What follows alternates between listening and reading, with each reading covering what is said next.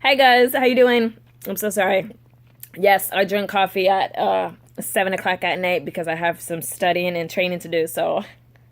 But if you're tuning in for the first time, my name is Marlene, and I'm doing a series right now. It's called the ABCs to Changing Your Circumstances. Tonight, I want to talk about the letter L, and the L stands for lose the fear. I'm going to say it one more time in case you missed it. Lose the fear. Fear, it stands for false evidence appearing real. Now, I'm sure you guys have heard of the guy, Warren Buffett, multi-billionaire, public speaker. But the funny thing about him is that before he became a public speaker, he was actually petrified of talking in public. He didn't like being in groups of people.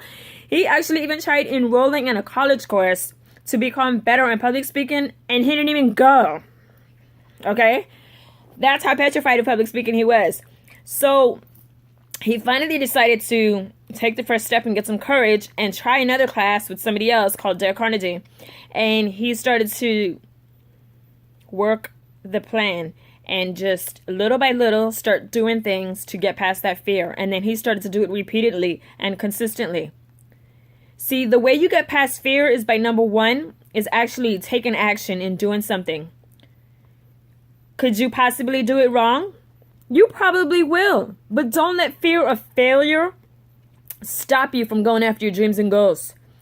If anybody tells you that they have acquired success without any failure and they did everything right the first time, Pinocchio! Yeah, everybody makes mistakes. That's why God put erasers in the back of pencils, for the record. Okay?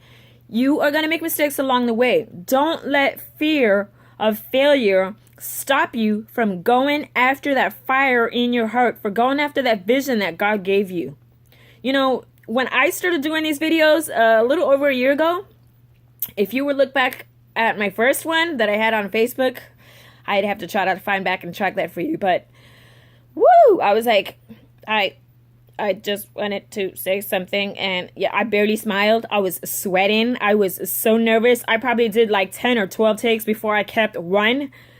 And I was like, after I did it, I was freaking out. But you know what? I started to learn. I'm speaking from the heart. I'm speaking from experience. I'm telling you things that work for me, and I'm sharing them with you. And that's why I do this. And little by little, I started to get a little bit more confident. Why? Because I had to keep doing it. I had to keep putting myself out there. I had to keep talking to people. I had to keep reaching out to people. I had to keep asking people, hey, is there anything I can help you with? You get over fear by number one, taking action. And number two, by doing it consistently. Don't let, fear keep you in a little paralyzed bubble. You got to remember, the enemy, he comes to steal, kill, and destroy. He wants to keep you trapped in that fear bubble so you don't go and pursue that person and be in that relationship. He wants to keep you in that little paralyzed bubble to stop you from going after that promotion that is yours, that God has your name on. He wants you to stay in your little fear bubble thinking that you are not qualified to go and start your own business. He wants you in your little fear bubble to think that that doctor's report, that diagnosis that you're about to get, he wants you to think that that is the end of the world for you. He's going to try to do anything or throw anything at you to keep you from moving forward in the purpose that God has planned for you. But let me tell you something. If you go in the Bible, the phrase, do not fear, fear not, is written in the Bible 365 times. That's one for every day. Now, I'm not going to come and say, and I'm not trying to sugarcoat anything and say, if you say this every day, everything is going to be okay and you're not going to have any problems. No, that's not what I'm not saying. I'm not saying that. But what I am saying is that you got to have some faith. You got to declare it every day that God is for me. He goes before me, making crooked paths straight. That he goes and he has nothing but abundance for me. I'm not going to let the circumstances around me break my spirit, break and put out that fire that he has planted in me. You have to declare that. You have to make that first step. You have to get some courage.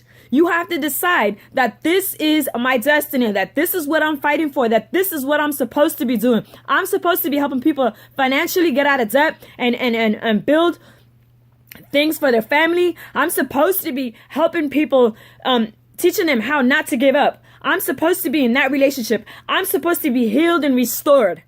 whatever it is. Maybe you are supposed to be going to an audition to be singing, and you've been putting it off because you're scared about what somebody else is going to say about you. Will everybody like you? No. But you know what? If that's the fire and the passion that you have inside of you, you keep going. You don't let one person, 20 or 30, don't let anybody stop you from pursuing what it is that you have in your heart. You want to try something? You want to go and you want to write that book? You want to go for that promotion? You want to go and try to open up that business? Do it. Stop letting fear hold you in a little bubble. Stop letting fear keep you paralyzed. You have more in you than you think you do. But you actually have to get on your feet, stand up, and go for it. If you make mistakes and you do it wrong the first few times, Les Brown is always saying, anything that's worth doing is worth doing badly until you do it right. I'm going to say it again. Les Brown says, anything that is worth doing is worth doing badly until you get it right. If you mess up 10, 20, 30 times, so what? But guess what? The next time, you're going to learn not what to do. You're not going to repeat it, and you're going to keep going. And you're going to get better. And you're going to get better. And you're going to get better. Anytime you have a situation and you're in a circumstance that just feels like, I'm freaking out. I don't know what to do. I don't know what to do. Fear not, for I am with you. Fear not. There's nothing to fear. Fear not. Any little time something comes at you, you got to remember that God is telling you that He is with you, that He's not going to forsake you, that He's not going to leave you, that He has plans for everything around you. And if things don't go as planned, don't freak out. Don't let that strike you out and stop you dead in your tracks and make you think, oh, this is not supposed to be, I'm just going to give up now. No. Keep going. I hope this helps you. And I want you to remember that fear is only false evidence appearing real. When you get past that wall, there's some beautiful things behind that wall. But you got to get past it first. Take that first step. I'm challenging you tonight. Take that first step. Start writing that book.